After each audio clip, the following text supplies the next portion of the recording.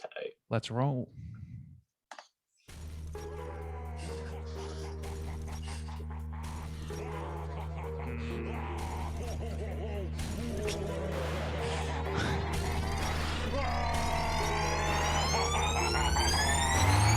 Yeah, we straight chillin', serial killing, pre-cool villains on the mic, got you reeling.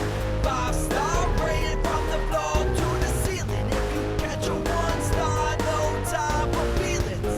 Got a demon DJ on the ones and twos, by the name Beelzebub, so don't get confused. So grab a seat by the fire, roast them all over two, and prepare to hear the legend of the straight chillin' crew. What up, nerds, and welcome to another brotherly episode of Straight Chilling, the weekly horror movie review show where you chill and we kill, slice, dice, and chop up yet another horror movie.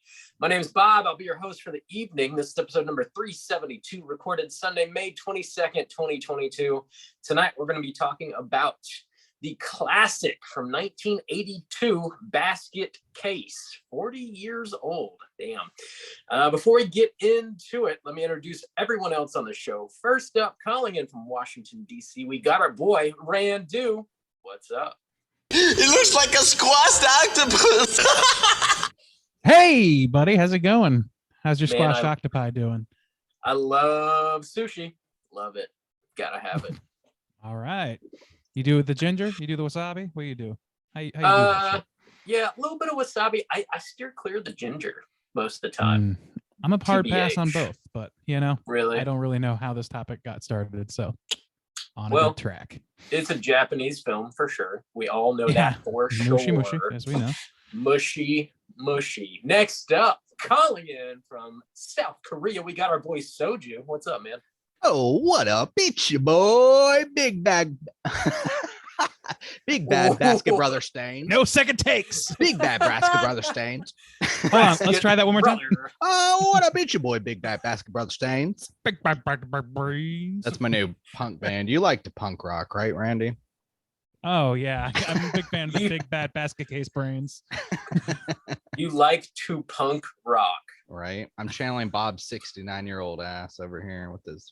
What, you sticking drumsticks up it and selling them Yeah. after? That's All right, the cool. one. You know it. I- You love it. I'm all about the mumble hop now. No sticks in my Mumble, yeah. asshole. No Mm-mm. sticks in my. Nope. But you are getting pegged quite a bit, as I understand it. Oh, well, of course. All right. Classic straight chilling episode. Oh, man. Last but not least, making his triumphant return to the Straight Chilling podcast. Everybody, welcome back our good friend, Warren. What's up, man? Yo, what's going on, guys? I am going to finish my bucket of fish heads and then we'll talk. Hell yeah. Fantastic. Dude, Warren, you have a wonderful podcast of your own called Simpsons is Greater Than. Do you want to remind everybody where they can find your shit real quick? Absolutely. And if you guys, there's a lot of people out there that like The Simpsons. And what I always say is if you like it, but you're concerned that you don't like it enough, well, listen to my podcast called Simpsons is Greater Than, where I will defend even the worst elements of The Simpsons. And you can hear me do that every week with people from the show, people who like the show. We do it all. We love The Simpsons. So do that. Check out my collection at Bard of Darkness. Check out all my stuff. And, let's be friends. That's really what, at the end of it, I just want more friends. So come be my friend. Hell yeah. Wow, that got very sincere at the end. I appreciate that. We like it. So we had you on for this episode specifically because last October we were reviewing some of the Treehouse of Horror episodes from The Simpsons, and one of the shorts on there was loosely inspired by Basket Case. And you mentioned you've not seen that movie before, and we were like, well, damn, we got to cover it on the show, and when we do, we got to make sure to have your ass back on to talk about it. So here we are making it happen today. Yeah, and not only that, but like, it's interesting because not only had I not seen this movie, I didn't even know that it was the inspiration for that Simpsons treehouse, because most people credited it to nothing. They weren't like, oh, this is just an original idea. No one really knew. And until I talked to Bill Oakley and he said, oh, it's actually inspired by this 80s movie called Basket Case. I was completely unfamiliar. So this was, a new experience for me to check out this movie. So I got a lot of thoughts. Fantastic, man. Thank you so much for sitting in with us. Before we get to the main event, we do have some housekeeping. So let's jump into that real quick. Here's another reminder for you. We do have our June poll pick currently posted on our Patreon website. If you support us at the $5 level or above, you get a chance to vote on a movie we're talking about this June. Randy, June was your takeover month. What's going down, sir?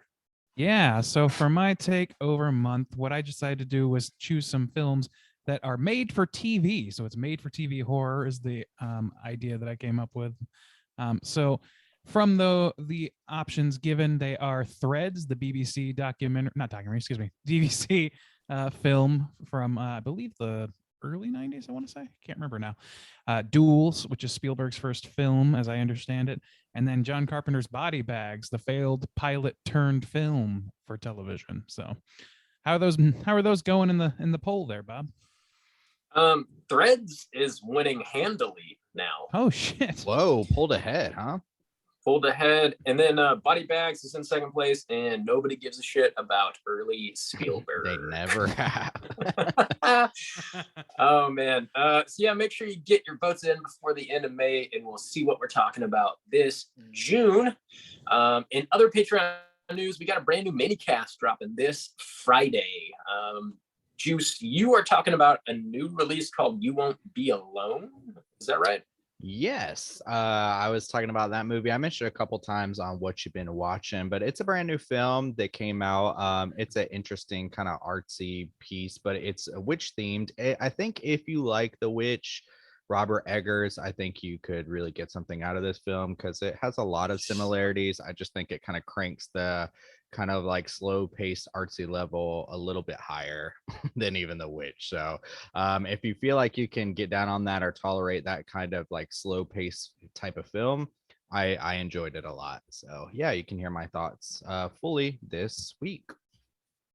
Very nice. Yeah, that's dropping Friday over on Patreon. If you guys support us at the $10 level or above, you get an access to a bunch of Patreon specific episodes.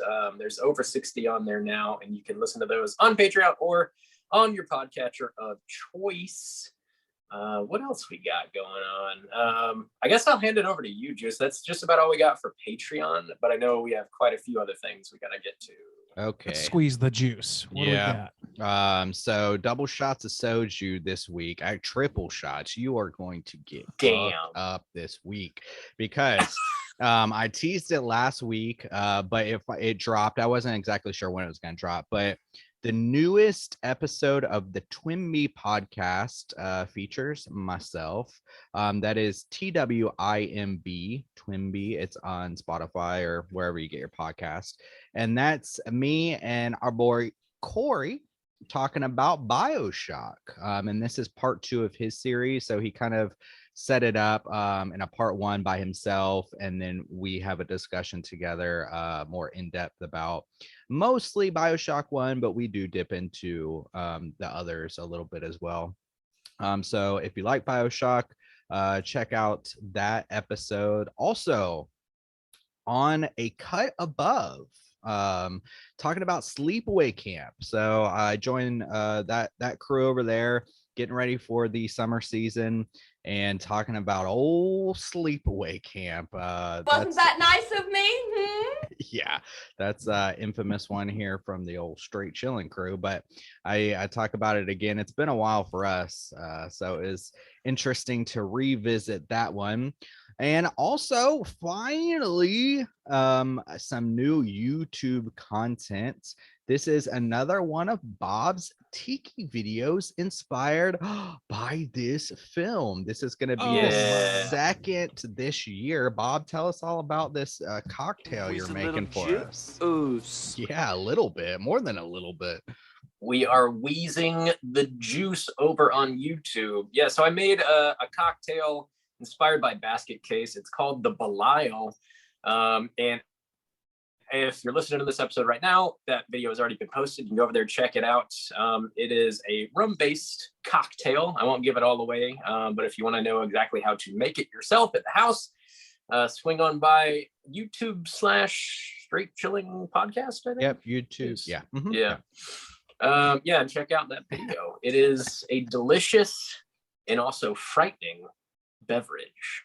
And it goes on this guy right here. If you're in more YouTube content, Whoa, behind the showing off my scenes. Belial tiki mug, which Yeah. Oh, is shit. bloody That thing and is weird. heinous. Where It did that thing is. come from?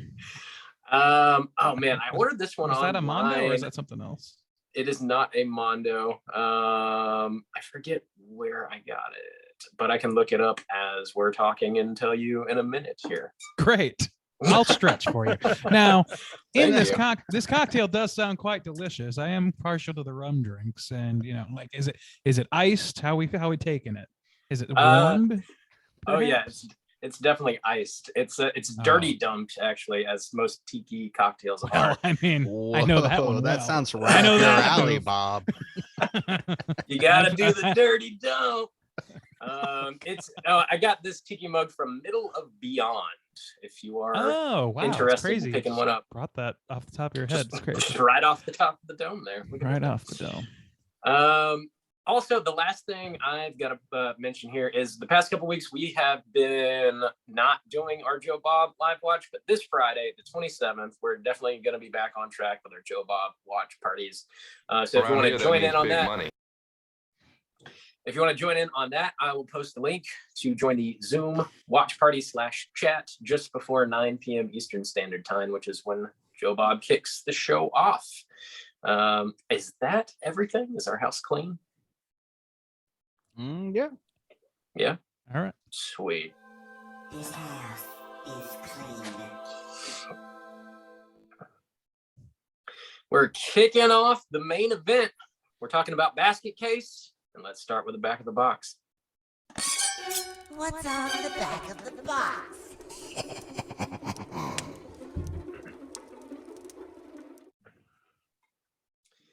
All right, Basket Case from 1982 with a runtime of 1 hour and 31 minutes. This was written and directed by Frank Henenlotter, stars Kevin Van Hittenreich, Terry Susan Smith, Beverly Bonner, and a bunch of other folks.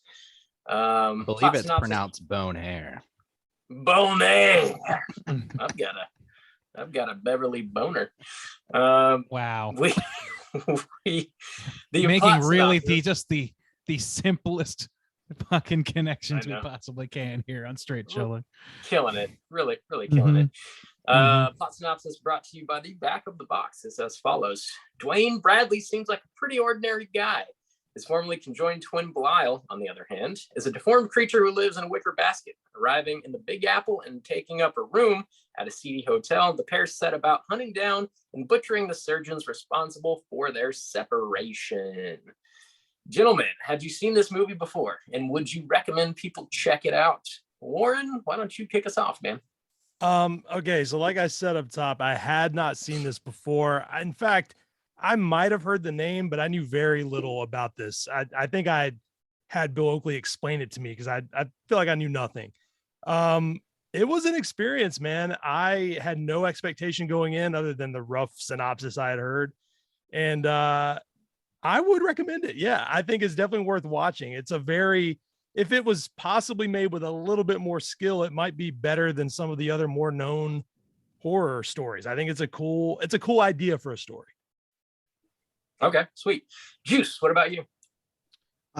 This was a first time watch for me, and I think I found about it the same way as Warren when we were, or well, not the same, but when not until we were discussing it because of the Simpsons episode that we did last October, where we were all talking about, oh, it's inspired by Basket Case. Oh, so that was the first time I even heard it. And the thing about this is we are covering it as one of our like classics for the year, and so in that vein, I would say I don't think it lives up to that title. I know it's the 40th anniversary this year, but I don't think I would consider this a horror classic, and I don't have a very strong recommend. It's very much a like B-movie schlocky kind of film. So if you're into that, it kind of honestly reminded me of Private Parts, which we just kind of covered like not too long ago, earlier this year, like maybe a month or so ago. And so if that's your kind of realm of horror, then yeah, check this out. But other than that, not really recommend. All right. Randy, what about you? Yeah, I have seen this movie. I think this is my third time watching this film. I did not get to it until after college sometime.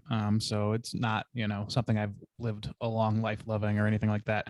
But I do generally recommend it. Yeah. I think that this movie firmly fits into the campy, schlocky B movie horror stuff. And I think it's very self-aware of that fact and leans in to just the right degree for my tastes. Whereas some movies that exist in similar areas like Sleepaway Camp, like you mentioned earlier, just like to me succeed by way of failing spectacularly. This movie, I think, is everything it wanted to be and is, as silly and ridiculous and over the top as I think they felt like they could get away with. I think it's almost more comedy than it is horror or anything. Like I think it's a pretty self-aware comedy, honestly. So yeah, if that sounds up your alley, then yeah, I think this is probably for you.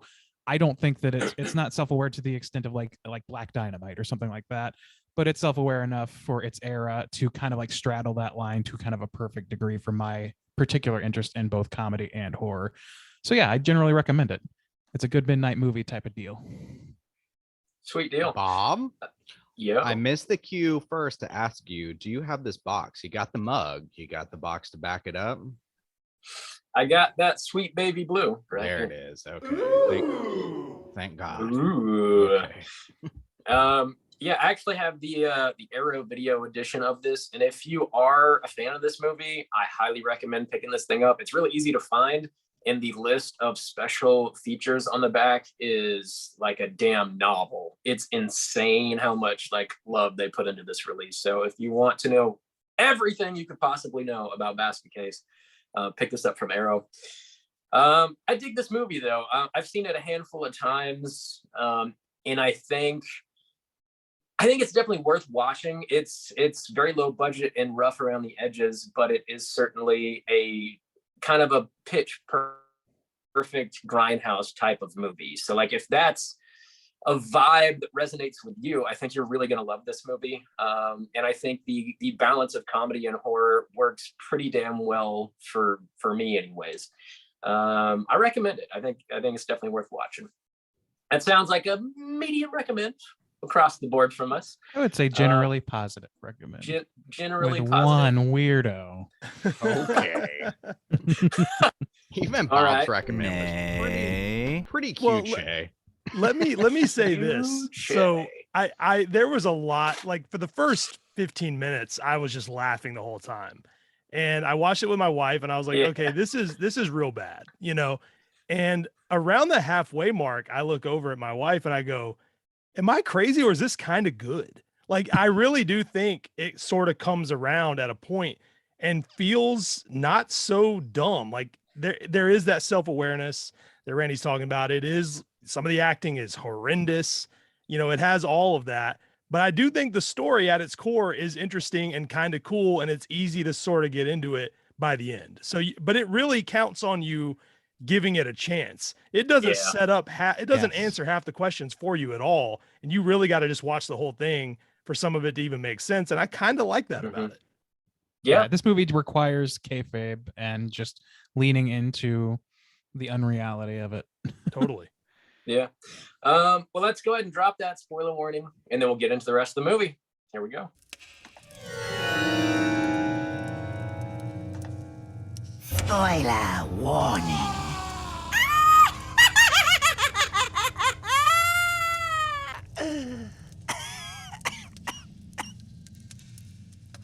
Bob, do you have this plot synopsis you can drop on us? Got it. And I'm going to drop it right now. All right, give me that dirty drop, Bob, or whatever. Dirty dump.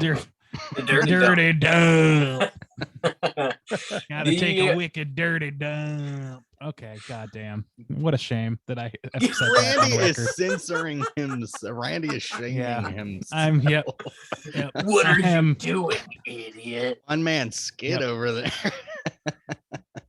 I got a real Gollum complex about that joke. All right, drown that yeah, flop synopsis. Basket case opens up with the murder of Dr. Lifflander in his home. We then see Dwayne check into a New York City hotel carrying a large wicker basket. Dwayne then goes to visit Dr. Needleman, and on his way out asks receptionist Sharon out on a date. We then see a very nervous Dr. Needleman call Dr. Cutter, saying he can't find Lifflander, he won't return his calls, and a strange boy stopped by with a large scar on his side visiting him and said that Lifflander was dead. Belial then attacks and kills Needleman. Dwayne then goes on a date with Sharon and leaves Belial at the hotel. Belial rages, causing a commotion. Several tenants investigate the room, resulting in Belial killed.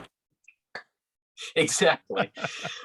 Belial then kills one of the tenants, O'Donovan. Dwayne also has a psychic connection with Belial, we find out, and he can sense something is wrong. He runs back to the hotel, tells Sharon to keep away from him. We are then treated to a flashback of when Dwayne and Belial are 12 years old. We see they are conjoined twins. Their mother died during birth, and their father resents them for it. Their father hires Lifflander, Needleman, and Cutter to separate them, even though Belial would likely die in the process. They perform the procedure on the dining room table and assume Belial to be dead. They throw his body in the trash. Hey, all right. My kind of guy. However, he is not dead. Dwayne and Belial then murder their father and are raised by their aunt. Back to present day, we see Dwayne and Belial visit Dr. Cutter. Belial strangles her and shoves her face into a drawer full of scalpels. Sharon then meets Dwayne at the hotel, and she's very shaken because she had to identify Dr. Needleman's body. He consoles her, and as they are about to have some sexual intercourse, Belial freaks the fuck out again, and Dwayne throws her out of the room. Dwayne ends up falling asleep and has a dream that he's running naked through the streets of New York, runs all the way to Sharon's house. He proceeds to grope and have sex with her while she sleeps. Dwayne then wakes up from his dream and realizes Belial is gone. We cut back to Sharon's room and find out that Dwayne has dreamt what Belial has actually done due to their psychic connection. Sharon wakes up terrified as Belial is on top of her, and Belial kills Sharon. Dwayne runs into the room too late, grabs Belial and brings him back to the hotel. Dwayne and Belial have a brawl in their room, resulting in them both falling out the window to their supposed death. Roll credits. Perfect. Ooh. Perfect. Get ready for me to shit on this film. I feel a lot more better about it since there's going to be 3 people defending it. Well, as long as you feel Okay. more better, that's what matters. I do. Much more better. Yeah, this movie is like crazy low budget, and you feel that as you're watching it. But I think it's sort of like the low budget factor and the also the setting that it was set, like, you know, New York City 1982 is like sort of a grim, grimy type of place. And I feel like the low budget just sort of like leans into that feeling of the setting anyways, in a way that like kind of works for it. This movie just has like a thick layer of like grit to it that I kind of dig. I don't know. How do y'all feel about it? Well, I rewatched, I guess, the Joe Bob segment, so I'm going to be infusing some of that knowledge from the Joe Bob segments, I guess, as I go. I guess that was like the intention of the filmmaker Henenlotter, right? Mhm. Yeah. Who, like, you know, he was, I guess, very fascinated by like how of like 70s era strip club central Times Square, New York City. And so this movie was very much like an ode to that in some ways, as it was sort of like phasing itself out and becoming more family friendly around this era, or was about to be. And I think that's kind of interesting to me, that like, I kind of feel like the tone of this movie, New York is kind of a character in and of itself in this movie. I know people say that about movies and shit all the time, but it kind of does feel like it in this one. It feels very like omnipresent in a way that movies like fucking Jason Takes Manhattan could only dream of. So, you know, this is what this is the kind of like schlock that I would have wanted from a movie called Jason Takes Manhattan, and I don't know, I like that about it too. I think that's really fun, honestly. So, and it does it in a way that like it's not like Henry, a Portrait of a Serial Killer. I'm pretty sure that happens kind of the same era, and it kind of is just set in that same sort of setting, and it just doesn't hit as well because it's not this goofy and ridiculous cartoon version of it. Henry of a Portrait doesn't hit as hard as this movie. Is that what you're saying? No, did I say that? Maybe I misspoke. What I'm trying to say is that this movie is more cartoonish and silly and fun, and by proxy, it makes the city fun, even though it's not really the city fun. Okay, I was very confused about. I thought you were saying like Henry was not as gritty as this. Fun oh, in Henry okay. Portrait of a Serial Killer. Okay, I got you. Yeah. So I wanted to kind of talk about something that a lot of people have mentioned, and also touch on something Randy kind of said too. So a lot of the complaints I'm gonna have about this movie aren't the the ridiculousness of why is this thing strong and why can it do these things. I can get past some of that, but one of the things I really want to kind of touch on initially, because I've seen it come up and up in our Slack, Warren mentioned it and everything, y'all mentioned it in your recommendations, of this being like so infused with comedy, and there is just not a lot of there was one moment where the thing crawls out of the toilet where I thought like that's kind of funny, but never did I thought the first 20 to 30 minutes of this movie where he's going and getting a hotel were so goddamn boring, and I didn't find other than just absolute ridiculousness happening, I didn't find any like punchy moments of like humor being like that's really funny, like that's a joke that is being delivered and landing. To me, I didn't get like hardly any of that at all. Well, the editing is atrocious. It's terrible. And like I feel like every single cut is the second after action. It's like always like 3 seconds of weird space before, and it's all it like doesn't start panning until like a second and a half in, like oh shit, we didn't cut that movement. So that is my biggest complaint, and I think certain shots linger for way too long. But I mean, I think when we say like they leaned into it, in my opinion, what I mean by that is I feel like they knew some of the takes weren't great, but that would sort of work if they didn't try to. Like, they're not going to have the guy be like, all right, $20 a night 10 times, because they're just trying to get this thing done. I think there has to be a point where they realize like that's just part of it and just went with it. But I think Belial is what the greatest source of the comedy for me is. Like anytime Belial is on screen and he's like screaming his fucking head off, or he's raging and like, you know, throwing shit around the room, or like whenever he's attacking somebody and like clearly the actor is just holding on to this like stuffed half rubber man thing and shaking it around, that shit is all hilarious to me. I think it's pretty funny. The thing picks up a man by his dick. Like, you can't tell me that's no comedy intended. I like the guy that's obsessed with the money. Yeah, I do too. Yeah, That's the other thing, is the characters that like live in this seedy hotel are a source of comedy. They're not necessarily punchy. I wouldn't give them that, because I think, to Warren's credit, like the timing of a lot, like the actor's timing and the timing of the editing and things like that, they do not like work well as a comedy or anything else really. But I think that like they're meant to be kind of humorous little like vignette type characters, like the guy who runs the place and is like, I live in a crazy house and shit. It's like sitcom characters. He was kind of the best. He had George Costanza vibes to me, and he was the best kind of like delivering his character to me. So he got better as it went on too. He definitely got better. Just got more and more. I give you that, and like, guy, yeah. And you know, I liked just the way, like, okay, so I forget her name, but the blonde-haired love interest woman, who's clearly wearing a wig. Like, her acting is so like ridiculous, but it's clear they're trying to be funny, but it's kind of funny because it's failing to be funny to me. I don't know how to describe that, except, you know, it's like watching, Wet Hot American Summer and seeing the Alan Shimper character tell a terrible joke and everyone lose their minds laughing. There's something like absolutely inane and silly about it. So I don't know. I just don't think that the filmmakers took this concept all that seriously, or it took like the making of this movie incredibly seriously. I think that they took it seriously in the sense that they wanted to make a movie and make cool effects and give it sort of a story that the people can follow. But I don't think that they were super serious about this. Like, oh man, it's got to be this. They weren't going for auteur with this.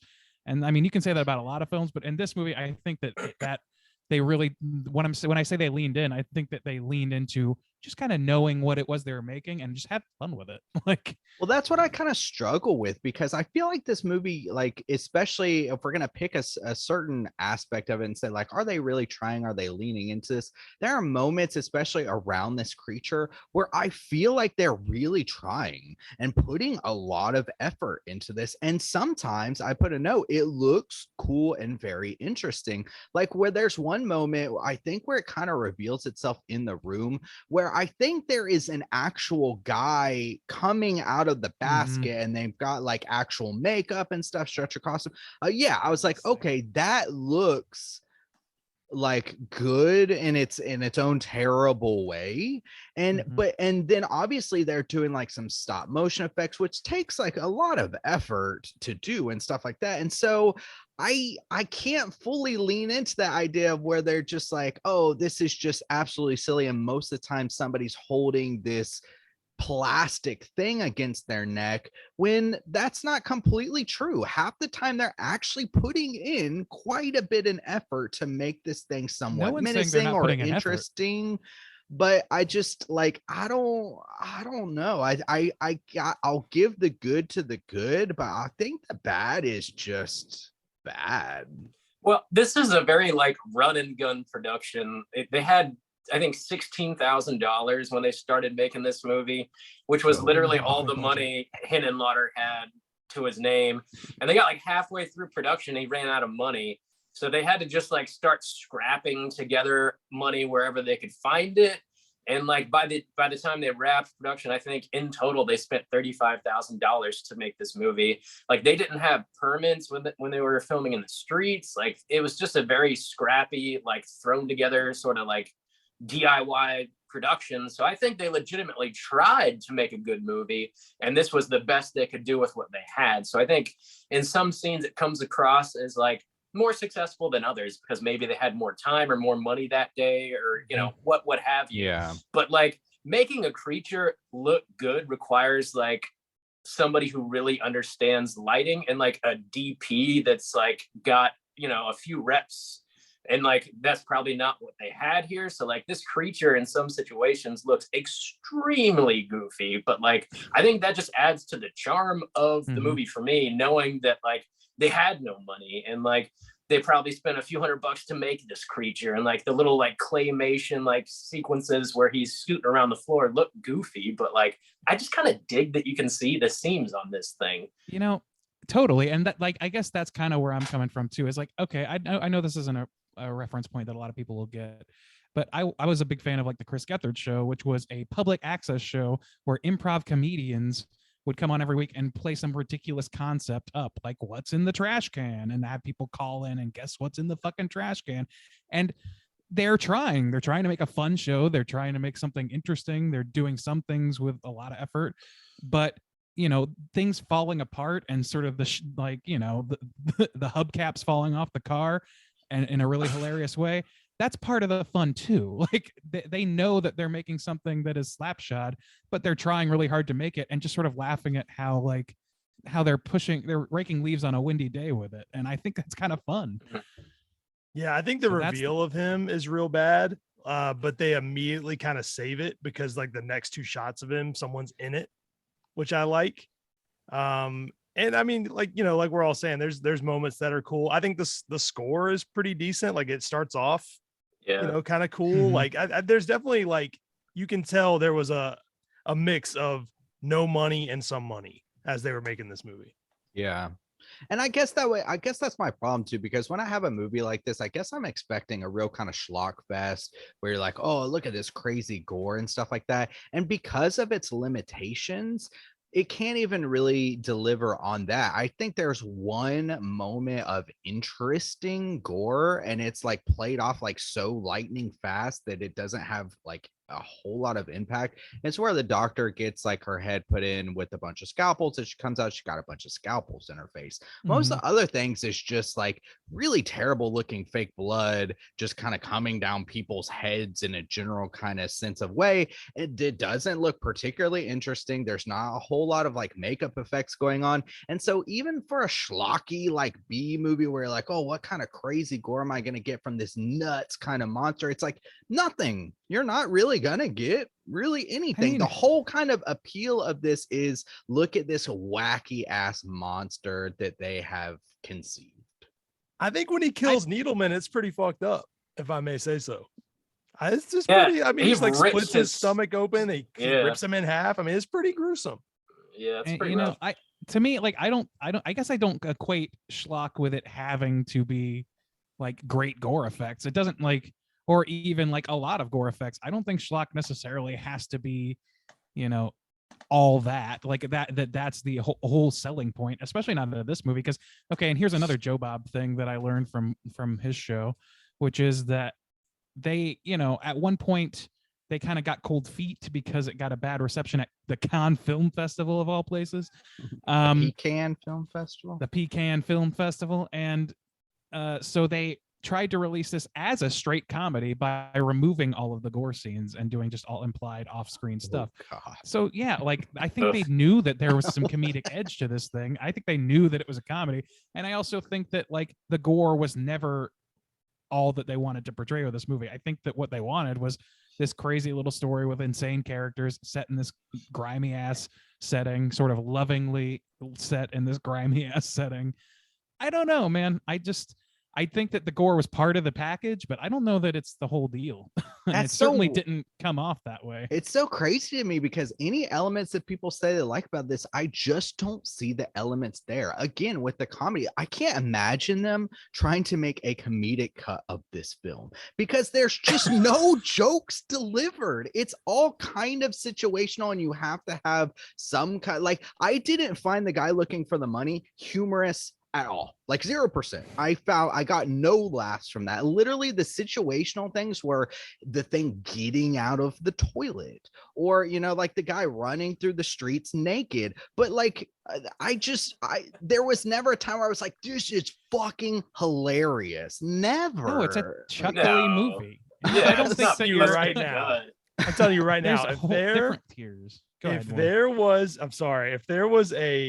if someone recut this thing and put in a couple slide whistles and I think you could make this movie pretty fucking funny. Some spring. Yes, I'm telling you, someone could make this. Someone could make this funny right now. This is the sound. You gotta make the straight chilling cut. Belial touching abos. It's all Randy's just sound bumps. Dude, honestly, I think that those things. I mean, in fairness, you could make a lot of movies funnier that way. You could, but I think that this movie, like, yeah, I mean, I guess that's really up to taste. You know, I mean, some people like really bust a gut at Wes Anderson movies. I get a mild chuckle out of those too. Like, to me, like, there's different. It can be funny without being bust a gut to me. Like Sleepaway Camp is bust a gut to me. This movie is amusing, and I enjoy watching the characters be ridiculous. And I really enjoy watching Belial like basically turn into like 3 different effects in the same scene. And like, yeah, I don't know. I love the hairstyles. I love the setting. It's very charming film. To Rob, I think it was you that was like pointed out how DIY this actually is. And I'm just largely very ingratiated to that kind of production. And when you can feel that, and you can feel that the people making this don't have all the resources, but have all of the, you know, the spitfire that it takes to put out a film. There's something that I find endearing about that, and maybe that pushes me the rest of the way. Yeah, Henenlotter like made this happen out of like sheer will, you know, and it's not the greatest movie in the world, but I appreciate that he loves filmmaking so much that he just like made it happen on his own. I don't know. I like this story. I think it's a cool idea for a horror movie, like these 2 brothers being separated at the age of 12, which like not even at birth, you know, like they're fully aware of what's happening. And the dad's like, your brother might die when he gets cut off of you, but we're doing it anyway. And we're having the doctors over to the fucking house to do it on the dining room table. Like, how horrifying is that? Like, and then they literally throw your brother in the trash. Like, that's what happens at the age of 12 for this Dwayne character. Like, that's pretty horrific, man. So when they grow up and want to exact their revenge, like, you kind of understand, even though Blyle's terrifying and like, Yeah. Oh my God. So I will give it that, since I'm going to constantly mostly shit on this film, is that the one scene that I found, or well, a couple things that I found intriguing as they string them along together, is the idea when the brother can't sleep and you find out, you know, this thing is speaking to him in his mind, and it's kind of like starting to drive him mad, and then the overall kind of like jealous connection and how the freak brother like exploits that and stuff like that.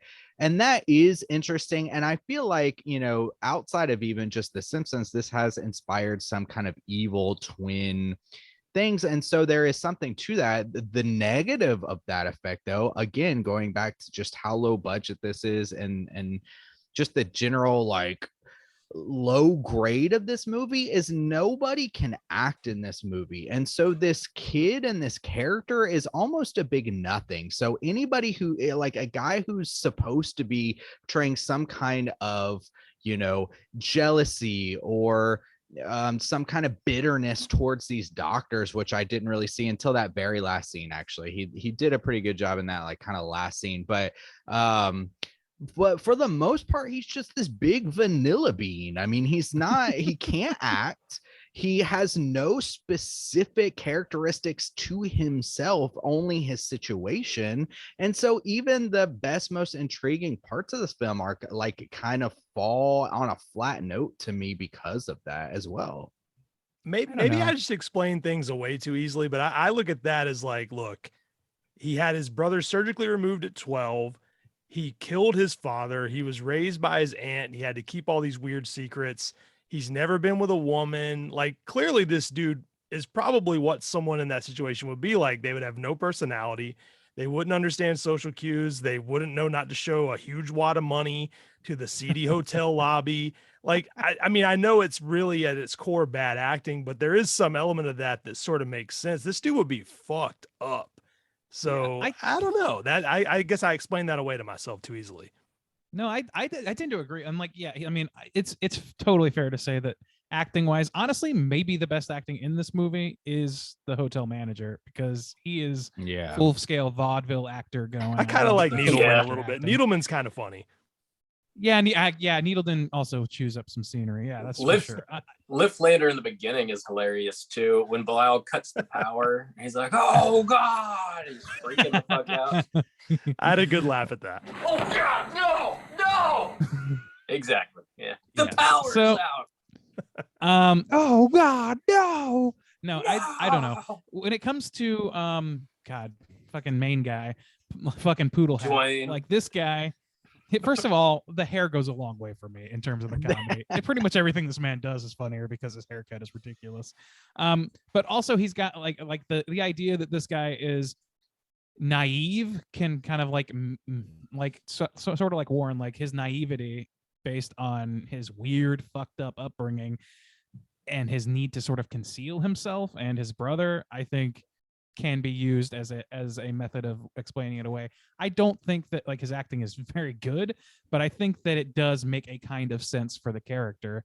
So yeah, I mean, fair and all, but I just don't see it that way, I guess. And maybe And I think what's going to come down to a lot of movies is like, I'm kind of like going by the measurables. It's like, is the acting good? Nope, it's not. Is the editing good and the film, cinematography? No, it's not. And once you kind of go down the list, it's like, and the measurables are not good. And what you really have to get from this film is finding it endearing. And if you don't, like I don't, it's trash. So it really goes a long way of like, I find this very charming and endearing and like having that personal kind of taste, but I think all the measurables stack up to being like pretty bad. I mean, I guess that's fair. It's not jarring to me to hear that somebody doesn't really love Basket Case. Yeah, like I get it. It's not the most accessible movie. But yeah, you're right. I mean, I definitely do find this movie endearing, knowing a little bit about its production history and like who Frank Henlotter is. And as he goes on, like throughout his movie career, like he chooses to make movies like this, but just with more money. And you can tell he gets like actors that have done a lot more work and deliver better performances, and his editing gets tighter, and you can sort of like see him progress, but he still chooses to make these like dirty grindhouse movies. And like that's obviously what he was always interested in. It's where he started and it's where he stayed, which is kind of cool. Like the guy just sort of knew what he was about and like got better at doing it. Yeah, I agree, because this is his first film, right? Yeah, it's his first movie. Yeah, and I mean, and like kudos to him, because he's sticking to the best path he can take in that case. You know, when you got no money and, you know, I mean, he really probably did the best thing that he could, the best choices for that path. But like, it just doesn't change. It's not appealing to me, but I can recognize the at least like cleverness and choosing that, you know, so good on him. Yeah. Do we agree that first blood splatter is just ketchup? Do we agree on that? Probably. Yeah. It's probably off-brand ketchup. It's not Helmets or Heinz. It's Hearts ketchup. Catsup, maybe. Catsup. Yeah. It's real sugary. You just don't want it. You don't want it. There's no tomatoes in there. What did you guys think about Belial's design? Like, even though he wasn't lit perfectly all the time, like, do you find the creature effective or scary in its design at all? It looks like a squashed octopus. It does. Yeah, indeed. I love that line. But I mean, not. I think it's honestly just kind of. It's bad, but it's also great. Like, it's great because he's just a little melted puddle guy. Like, he's not. He's like, even if you are like, I know this is asking way more of this movie than you ought to, but like, conjoined twins even generally don't look like melty puddles of goo that are attached on one part of the, you know, like that's not a thing. Yeah.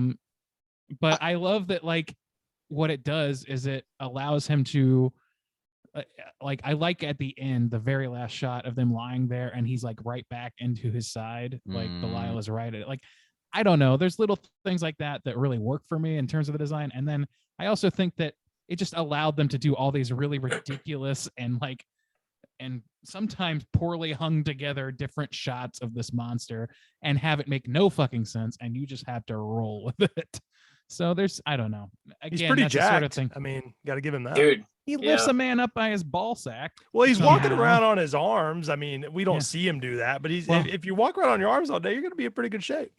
Yeah. One other Joe Bob thing to bring up about him is that because it takes basically stop motion to show him in full in frame, that is why we get dong swung in this movie by our lead actor. The only reason that happened is because they couldn't afford the stop motion it would take to show Belial. I don't know how, like hand scoot down the street, sprinting down the street. Yeah. So that poor guy, he got like, well, we don't have enough money, so you got to swing dong in this movie. You cool with that? And I guess he was. It's a cool workaround, though. Cool workaround. It's actually kind of a cool idea. Yeah. It's like a cool idea. Using the psychic link as a dream catalyst. And we also get treated to a full-blown hog jog, which is rare, you know. The hog jog, yeah. It is, and that's a cool idea, but it's also going to lead me into another big negative, which I kind of been like holding off on to kind of cover the general film. But I mean, we've seen this in films before, and you can excuse it away as part of like the time. And we've seen this in like Reanimator. I mean, a ton of films. I think we saw it in Private Parts in some ways and stuff, but like, it's super exploitative and misogynistic to have this thing at the end, like this woman just being raped by a monster. I mean, that was another just huge negative point for me. I already wasn't about this film, and again, like I could say, like, you can excuse it away, but part of it, oh, it's a comedy, oh, it's this fun thing, yeah, except you're going to end it with the exclamation point of a pretty like graphic rape in as far as this movie can pull away, because when he pulls Belial away, obviously Belial's doing like a pumping motion, which is ridiculous in itself, but I don't think it excuses the content, because the woman's like groin is just completely like bloodied, and I was like, this is just like I don't know, man. I did hate that. I hated that part. Yeah. I will say I hated that. Yeah, I don't know didn't about either. it being graphic. I mean, like if the ketchup blood isn't bothering you anywhere else, why would it bother you there? I don't know. Conceptually, Because love... because it builds to the idea. I mean, because it uses, so we were just saying, oh, it's a cool idea that they're able to replace this guy who's naked, and then it goes to her perspective where he's at her groin, groping at her breast while she's asleep, doing a pumping motion back and forth. And when the brother finds her, there's just blood all over her groin. That's fucked. I want to say this I don't though. know. How would he even have a penis? If He he doesn't. I was don't just believe he does. Yeah. well, then what is he doing? Yeah, Yeah, why what- even that's- have that's this part- kind of scene? Yeah. because I mean, it's he's- showing that Belial is a fucking sick asshole. Like, Yeah, he's I mean, trying even to like be- groping her would be like somewhat like bad. I'm not better, but like I thought it was completely fucked and sucked away any kind of goodwill I put a little bit towards this film. I just found it very misogynistic and like overly graphic and very unnecessary. yeah, I would have mean, rather him agree just that- killed her. I would have rather him just stabbed Yeah. her to death or something. Sure, Like, yeah, I do agree like with that. out of Yeah. jealousy that he's I would taken the too. brother away. Fine, yeah. Correct. I agree. No, I agree with you. I'm sorry, Bob. You've been cut off a few times. Go ahead. That would definitely be an easier ending to stomach. I mean, watching a rape scene in a movie is never like enjoyable by any means, and the fact that it's a monster in this movie doing it makes it even more grotesque for sure. But I like Belial is basically trying to be a normal human being. He's trying to be his brother. Like he wants to have what his brother has, but he'll never be able to. I mean, the creature doesn't speak, so like you're sort of assuming this based on what we're seeing here. Like he's trying to, Yeah. I guess, have a relationship with this woman, and when she wakes up, she's terrified because he's a little half mutant person that's terrifying and is also raping her. Like it's a horrifying ending to this movie. Yeah. But like I understand that the character of Belial is like trying to be a normal person and have what his brother has. Yeah, I mean, So I it's think kind there of a are. jealousy I driven think thing, there yeah. are acceptable ways to show that. For instance, they do it earlier in the film where he sneaks into that other woman's apartment and steals her panties. Like, okay, Mhm. that's Yeah. fucked, but you're not like, you're not having a young girl lay in the bed and be like, okay, here's your nude scene, and then Yeah. raping her and then throwing fake blood all over her groin, and like, I mean, I have some trivia Yeah. about this scene as well.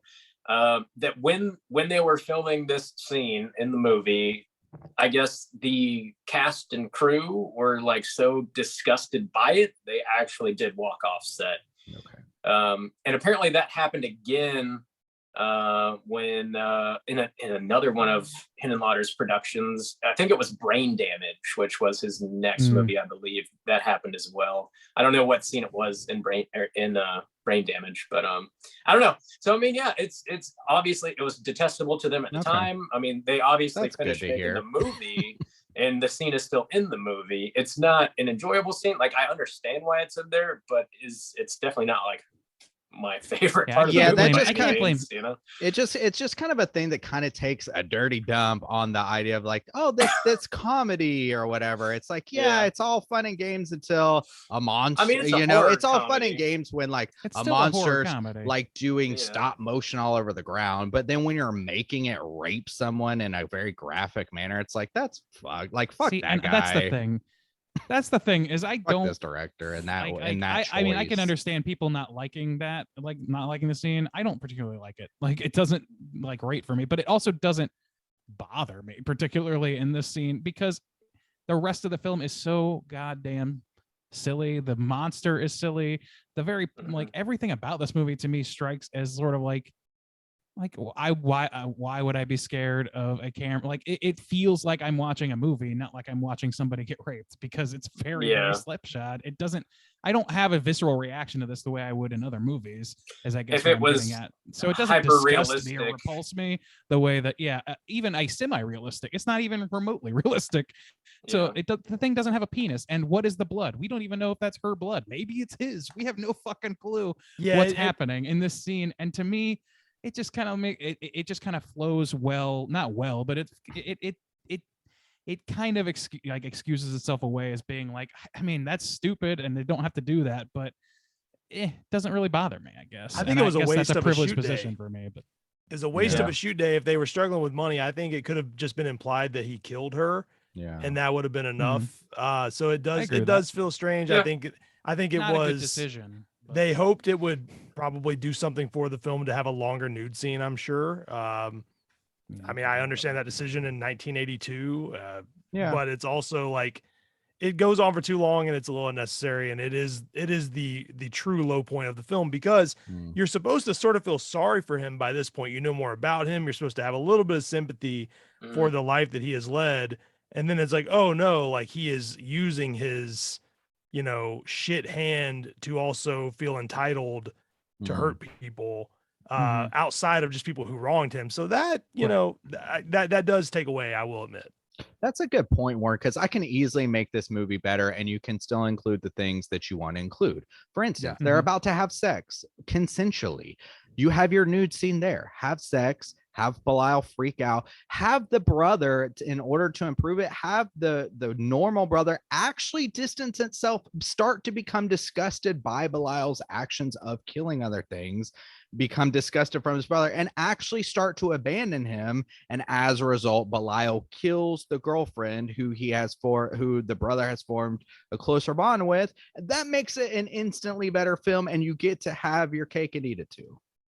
I agree. Look, I definitely agree that there's like the excision of this scene would not hurt this film at all. It would only help it, really. I don't know that it doesn't do those things to some extent, to where like him going and doing this thing to them, that is an act of domineering possession of the brother as much as it is of her. And that's the whole thing that we're getting to. And I wish also that they had led into that a little bit clearer. But the throughout the film, it's like not very well laid out. But I think that they are trying to imply like that this brother, he's the basket case. He's the one who acts strangely around people because he's got this mental connection to this monster. And he's been basically, he stops having sex with this woman for the first time in his life, this beautiful woman who's throwing herself at him, because he's getting ESP waves from his brother and he can't have it. And he's like, I don't know, like the sibling rivalry there, I think is there. The motivation of having him go and transgress in some way against her is there. I agree with you that I wish it was something else, that it was just a strict murder, or even honestly, even if they just taken out the thrusting, I think that would have been enough for me. That's the only part that seemed graphic to me. Yeah, leave it up to interpretation what he was able to do. I agree with you. Yeah. Right. Like, and just have him show up to a bloodied body. Like, that's fine to me. That doesn't give away, that doesn't edge on bad taste as badly to me. Yeah. So I don't know. I feel like I'm making excuses for the worst part of this movie, and I don't. It doesn't need me to do that. I'm just saying, like, it's a little bit overblown to say that this movie is like repulsively disgusting, because it's also like the silliest fucking thing in the world.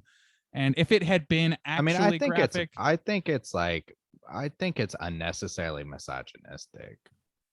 I think that's fair, and I think that you're going to find that that's a stalwart portion of the schlock theater. Well, but I'm just saying, especially if this type of incident occurred on two of, and this dude didn't create a whole lot of movies from what I was looking at his filmography. So if this happened on two of his films, where the crew who's down to make this rough and tough type of schlocky movie walked away, I mean, maybe something's fucking wrong with this guy. Maybe. I don't know. I think that's fair to point out. Are there any other big points y'all want to hit on before we rate this thing? No. I would Silence? be curious. I have a question. Like, how successful was this movie at the time? Because, I don't know if this is a spoiler. I know they did make 2 more. So, Yeah, did I it take a know. while to catch on? Was it popular? Was it successful? Like, I'm curious to So- know that. According to Joe Bob, anyway, that this movie, was it got its following by being every single night being the midnight movie at a specific theater in New York. It was the I think it was in Waverly Waverly. Theater for 2 years after its release. It was the midnight movie for 2 straight years. Oh yeah. wow. And as Um, this was as New York is changing and becoming more family friendly, and it's like we said earlier, sort of like living in that seedy underbelly Times Square of the 70s. So I feel like that has a lot to do with it being picked up by the schlock theater crowd. Yeah, I mean, people hated it at Cannes, which makes sense. This is definitely not a movie that would go over well at Cannes, but yeah, I think people just saw it at drive-ins and grindhouses over the years, and sort of the word of it spread around for a while. So I don't think it was like an overnight success or that it made a shitload of money, but it definitely like has its following and played in New York for 2 years every single night, which is pretty damn cool. So. I guess they're still trying to, or the guy who is the lead in this, according to Joe Bob, is now a well-known sculptor somewhere in like New Mexico or somewhere, and is dying to make a part 4. And I'm just like, I am curious to see part 2 and 3 just to see how the fuck they do more. I watched the trailers. They're really something. I'll tell you that. Like just the grim curiosity gets me, and I'm sure they're worse and less fun to watch. But isn't it the same director? Didn't he do all 3? Yeah, he did. The third one is, man, they saw Beetlejuice and they went, "Oh, we got something." Yeah. I'm telling you right now, it is. Look, I'm gonna watch them all. So I've seen the second one, and it's definitely more comedic, but I've never seen the third one. I'll have to check that one out. Yeah, watch that trailer. It's man. Tight. All right, well, let's go and rate this thing out of 5. Warren, you are the guest of honor. Why don't you kick us off, man? How do you feel about Basket Case? So like I said, other than the scene that we really spent some time on, I do think there's a lot to like about it. When you take into account the other stuff that I didn't even know about, the budget and just everything else, it does make it even more endearing. There is like a real quality to the fact that they, put this thing together with toothpicks. And I think it's really fun to watch when you just consider all that, especially. So I'm going to give it a solid 3. Yeah. I wouldn't say it's like an all-time classic like we talked about up top, but I do think if you're into this sort of movie, or if you're just into like 70s and 80s, B movies, I think you would be impressed based on what you know about it. You'd think it's a little better than you expected. So I'll give it a 3. Right on. Solid 3 from Warren. Juice, what about you? As far as like, again, coming back to the classics of this, what I will say is like being able to see its influence in like, it's probably the most distinct idea of like the evil twin, horror trope or horror idea, whatever. So I can see its influence in other things, but other than that, like I wouldn't consider this a horror classic myself. Like I said, all the measurables come up negative to me. The acting is very bad, the editing is very bad. I don't particularly enjoy it adds to what they're trying to do, but the grittiness of like New York City and stuff like that is just like not a super appealing setting to me. And a lot of the times they spend in this like really tiny hotel room anyways, and so it's like that's not super appealing to me. I just don't think there's a whole lot of quality other than like sometimes the design looks cool when they're actually using makeup, and like I'll give them some. I don't think the stop motion looked particularly good, but I mean, for the budget they had, I think they did probably the best they could. I really think you have to find this movie endearing. The comedy was not there for me. Not finding this movie endearing, I didn't feel like, man, this movie's really delivering on some solid comedy. I chuckled maybe 2 or 3 times. The toilet one was really the one that stood out to me. He's hiding in the toilet. Like that was kind of funny. And then just this huge like negative exclamation point of the rape scene at the end. I think it's like very unnecessary. I just mentioned a couple ways where I could like easily improve this movie's story and development of its characters and not have those kinds of scenes, still include nudity. I just found it very unnecessary and already like this huge negative point to a movie I wasn't really digging anyway. So I was planning on giving this movie a 2 out of like respect for like the effects and like the low budgetness of it all and stuff like that. But because of that scene and the swing and dong run through the streets, I'm going to give a negative half star. So I'm going to end this one at a 1.5. 1.5 from Juicy J. All right. Yeah. I'm gonna Rod, jump you want in to here. jump in? Yeah. Out of 5, basket case. This was your kind of hard push for our classic cover this quarter, so defend yourself. Yeah, well, I mean, just speaking on this movie's sort of legacy and influence and it's sort of like classic status or not, like I think it is very influential. Like you mentioned, it's sort of like one of the earlier movies of the like evil twin type dynamic, and I think obviously it's gone on to influence even The Simpsons. Even Malignant was sort of influenced by this movie, James Wan's latest film. So I think it definitely does have some influence. I would consider it like a grindhouse classic. It's not a classic in the same sense of, you know, John Carpenter's Halloween or The Thing or you know, Psycho or Jaws, or, you know, it's not like that, obviously.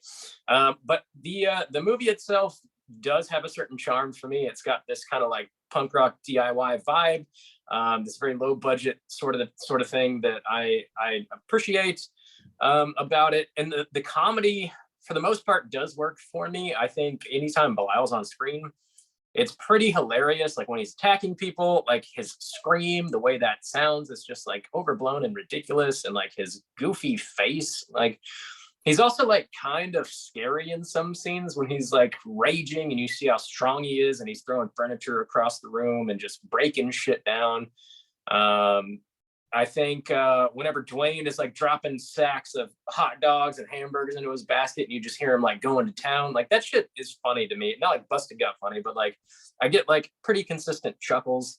And when the gore kicks in, like they don't hold back. It looks like you can tell somebody's got like a squirt gun off screen and they're just like, you know, hosing somebody down with watered down ketchup. Like that's what's happening. And I think that's fucking hilarious and charming. Again, that kind of stuff does work for me. The rough acting sometimes is just like unbearable, for sure. Like there's some sequences that I do find that a little charming as well, but man, there's some sequences where Dwayne is delivering the most wooden acting like you've ever seen in your life.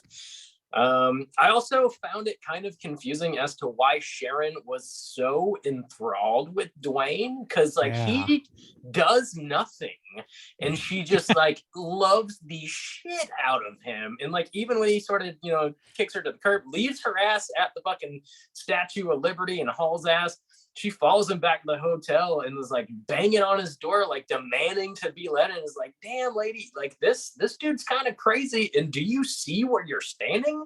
This fucking hotel is disgusting. Run for the hills. What are you doing? I don't know. I dig this movie though. Overall, I think I'm on the same page as Warren here. I'm gonna give this a 3 out of 5, but I am gonna give it an extra half star for the hog jog. Got to balance the out, Juice. Ooh, I was gonna say that might bring mine up. The hog alone is not enough. The jog is reckless. The first time Rob's given a half star for nudity, and it's for the hog jog. The old hog jog. Half star for the hog jog. Dude's got balls of steels running through New York City completely. Apparently it was naked. cold as shit. Yeah. Cold as shit. It looked cold. It definitely looked cold. Damn. I hope it was cold. Fucking Dwayne.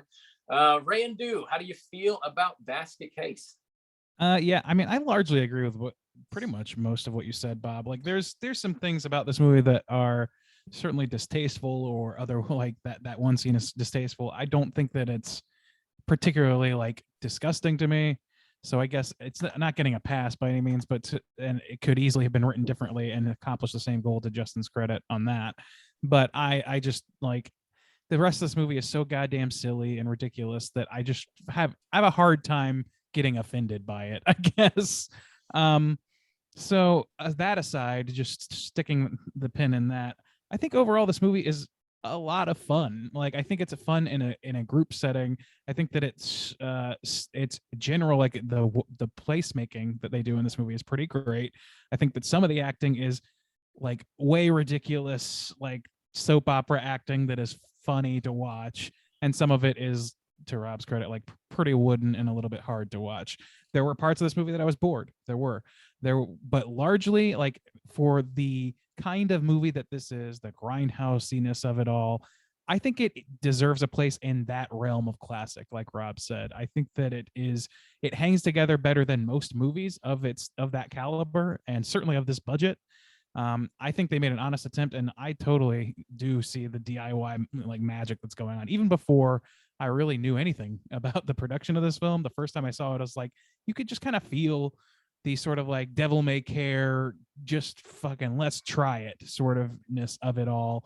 And this is the kind of the forum for that, the grindhouse cinema. I think there's value in that culturally, even beyond the idea of the trope of conjoined twins with an evil psychic link and all that shit, which, yeah, we see quite a bit too. It's got its place in culture, and I think that it deserves to be a horror classic the same way that, you know, you see people in the Rock and Roll Hall of Fame that don't sing rock and roll. You know what I mean? Like, it fits in the pantheon, even if it's not a dead ringer for the umbrella term.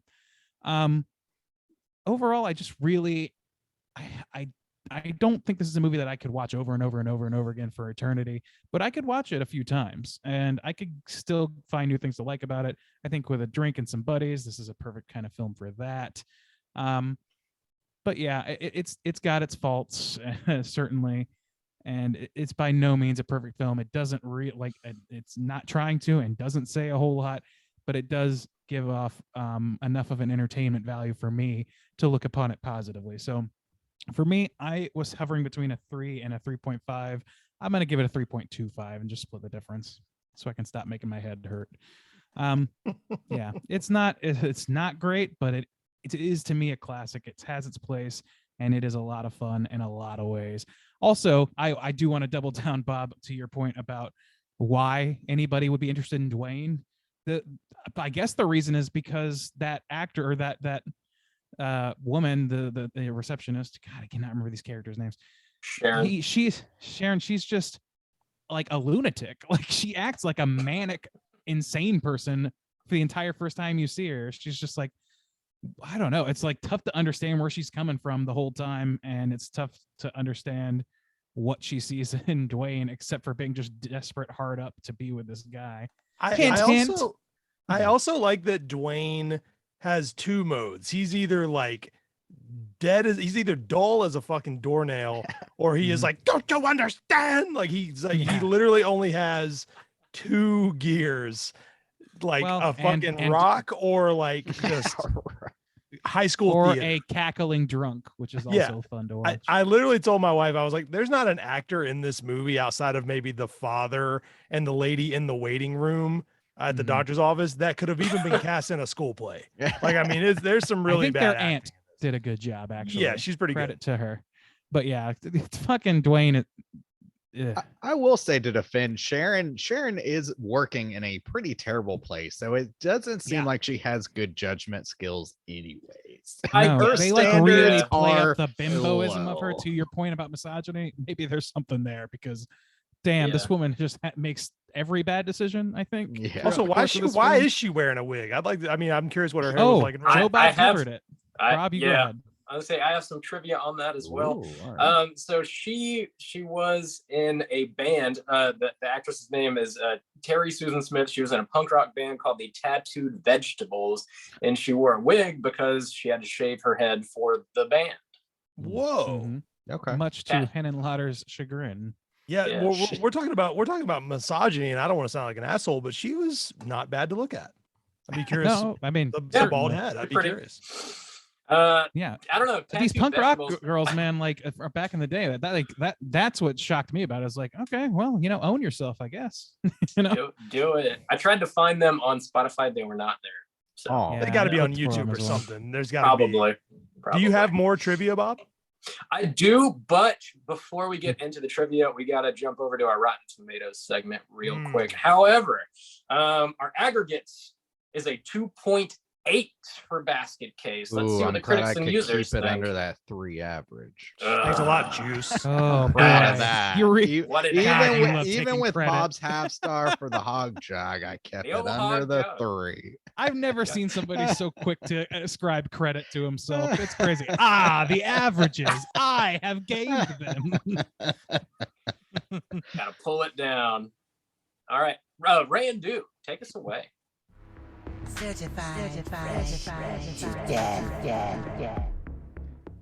All right. So this is our Rotten Tomatoes segment in which I'm going to give these 3 gents the chance to guess within the best of their abilities what the critics and user scores are for Basket Case 82 on RottenTomatoes.com. We're going to start with our critic score, as we usually do. There are 25 of them. And so that's not a very high number to choose from here. Let's start with Warren. You're our guest. Why don't you kick us off? What percentage of those 25 critics do you imagine gave this a positive review? You said 25 people. 25 reviews counted. I am willing. Okay. And we'll see if I'm right. I'm willing to bet if only 25 people scored this thing, I have a feeling it's on the higher side. So I'm going to say 82%. 82%. Year of this film's release. Nice. All right, Bob, we're gonna go to you next. What do you think the aggregate score is for critics? I think it's gonna be higher than our average. Not through the roof though. I'm gonna go with a 75.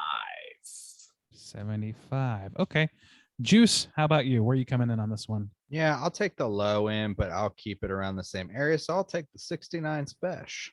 Ooh, all right. All right. 69, dudes! Thanks, Bill and Ted. All right. So we got a 69 from Juice, a 75 from Bob, and an 82 from Warren. And Bob, you were so close to the ringy dingy. This is a 76%. Nice. Oh, 76. Yeah, you were so close. So yeah, it's generally positive. Not enough critics to confirm it as Certified. rotten or certified, I guess, or maybe just not high enough. I don't know what. You Yeah, guys I aren't think, going to yeah. believe me, but my first thought was 76. I could have been right on the money. Oh, Dude, you you could have got that changed my ringy answer. I really ding, did. Warren. I changed my answer in my You mind. fucked up. Well, we'll Can I give it get- to you, Bob. You're getting it taken away. Can I get a I want a Hell's Feet, damn it. Give me the Hell's Oh Feet. boy.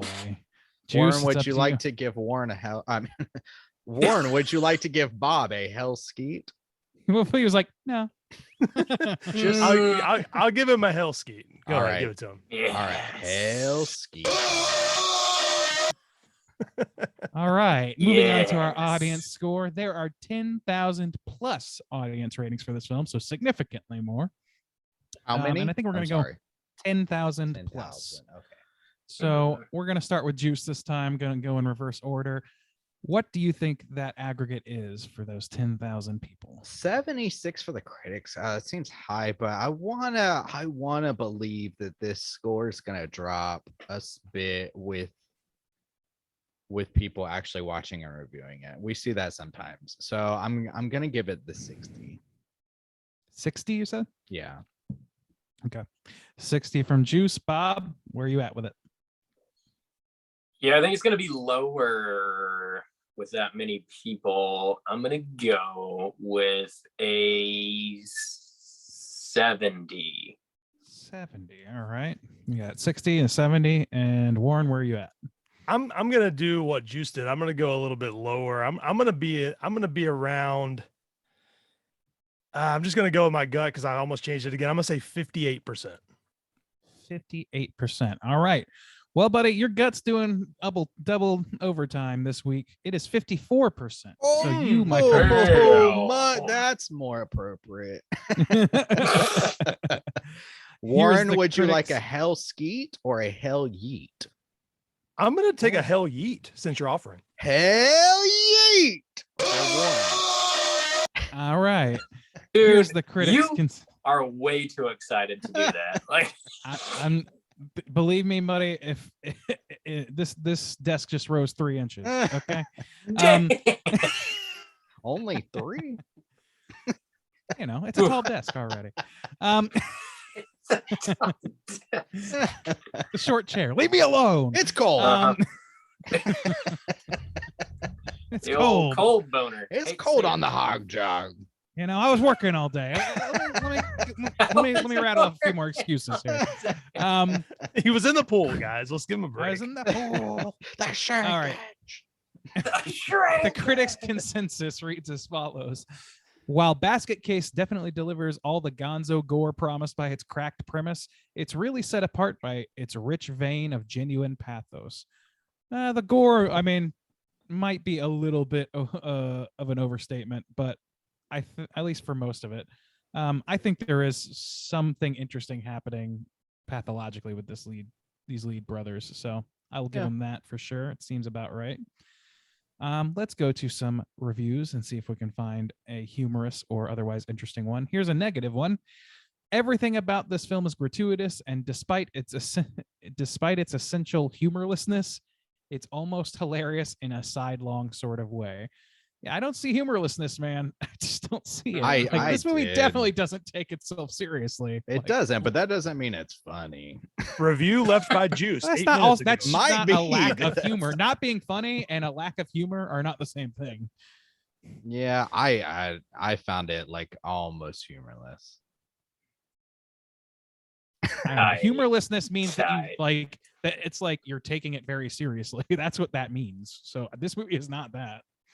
Wow. I don't know. Unless you're talking about, if you're talking about it not being funny, that's up to the eye of the beholder. Sure, go ahead. But I think it's a different thing.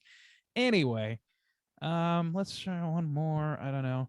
Its singularity makes it far more valuable than any number of movies made at an ostensibly higher level of quality. Damn, that's pretty fucking high praise. I don't know if I'm all in on that particular opinion, but sure. All right, that's our Rotten Tomatoes segment. No need to mine this depth anymore. All right, let's jump over into some trivia. It's totally time for trivia.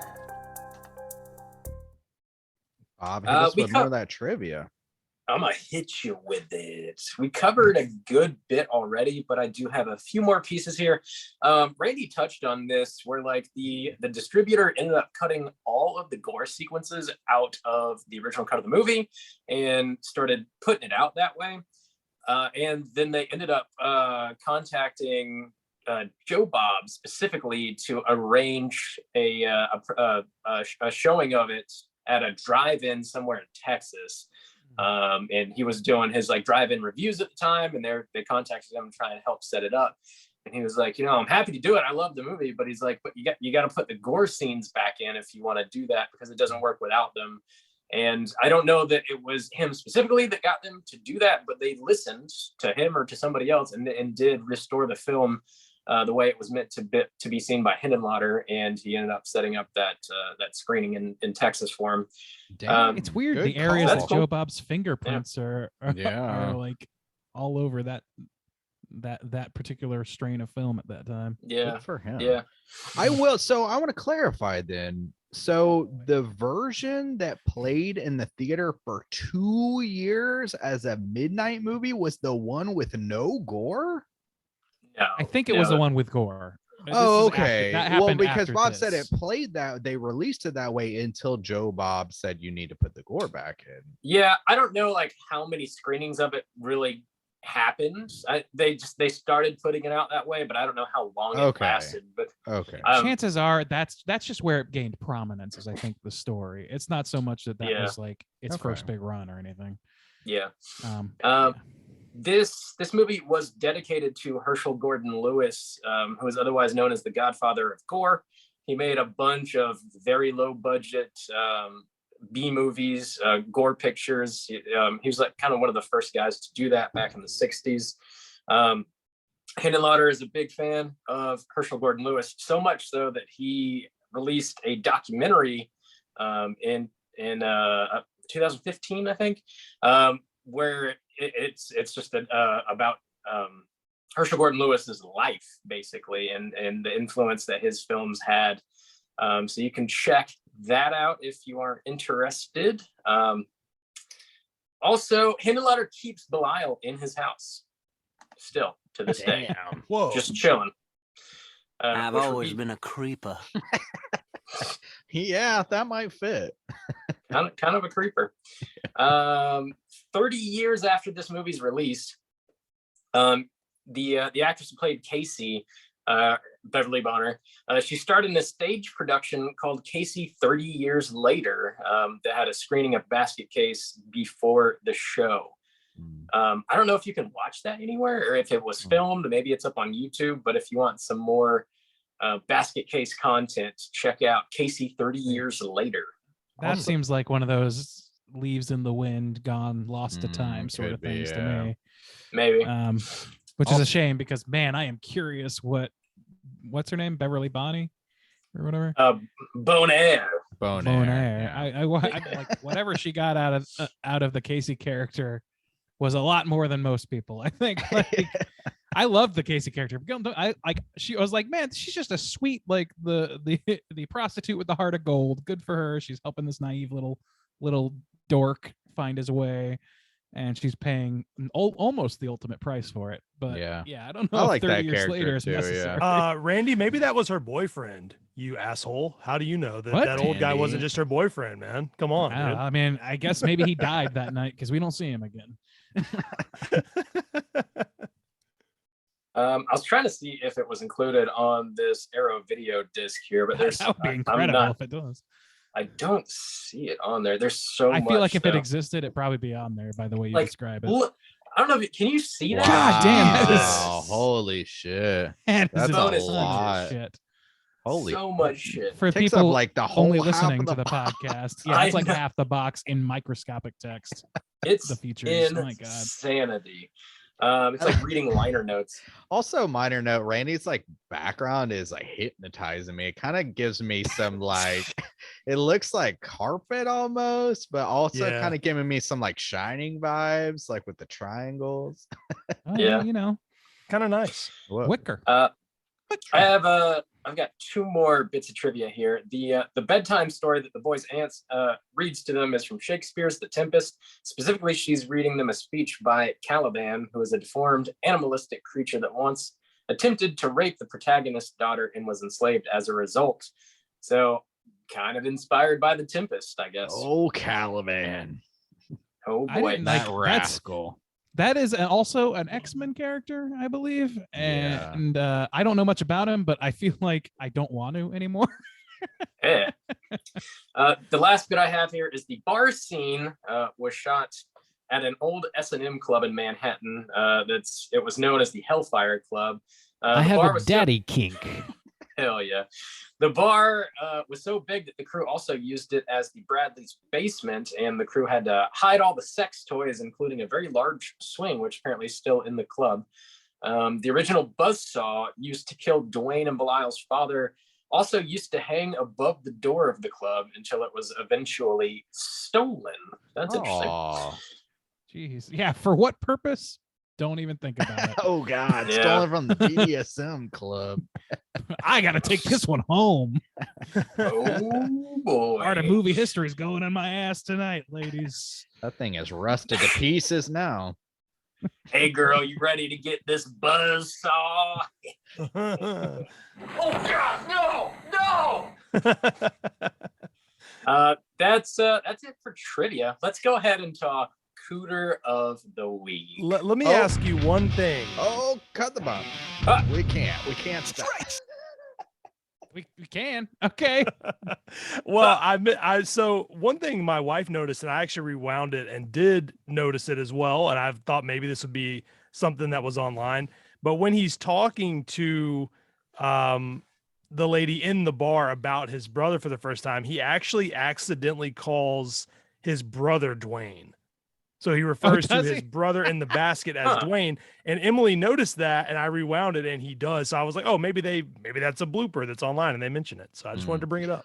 Maybe I subconsciously noticed that, because then I was like, is there a brother in the basket? I thought they might have done a swerve, and maybe I just kind of like ingested that like subconsciously, because at one point I wrote a note of like, is there an actual brother, or is this kid just like going around killing doctors because he's psychotic? With But a no, basket under his arm. Yeah. yeah. Okay. That would be cool, too. Interesting. Okay. Yeah. I mean, yeah. Cooter All right, Cooter of the Week. I need a prompt. Straight chillin'. Cooter of the week.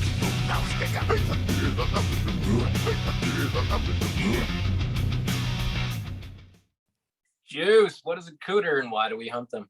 Cooter is a character type and a straight chillin' exclusive. Cooter must hit 3 of these 5 points to be considered a cooter, and we want the cooter with the most points. The 5 points of cooterdom are sexual deviancy, manipulation, smug arrogance, overall look and attire, and overall patheticness. Boys, let's put this one in the basket. Is it Belial? Well, yeah, I think why it's don't you, below. why don't you go ahead and lay it on us why you think so, Juice? You kind of came out of the gate with that one. All right, so manipulation. Let's go ahead and hit that one. He's obviously manipulating his brother to some effect, because his brother is saying like, oh, these people deserve it. Like, oh, he's Belial's kind of driving him crazy. He's not letting him get a lot of sleep. He's kind of driving the idea of like killing these doctors. So I would say we could give manipulation to old Belial. Nay. Thank you, Randy. Yes.